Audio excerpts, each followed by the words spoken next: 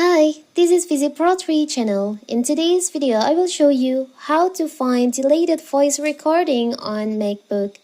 Before you get started, don't forget to subscribe and turn on the notification to keep you updated about this channel.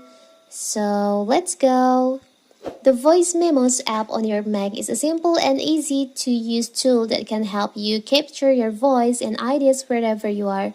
With the excellent built-in microphone, Macs are great for recording memos even in noisy environments. So what if you want just deleted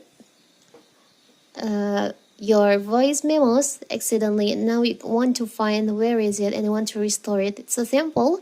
You can open your voice memos, and now you can just click on the show sidebar on it, and you'll find there's an option to recently deleted.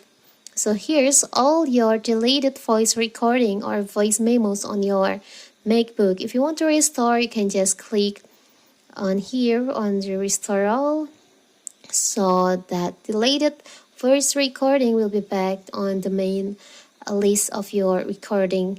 So simple, right? So that is how to find deleted voice recording on your MacBook. Don't forget to like and subscribe and turn on the notification to keep you updated about this channel. Thank you and see you!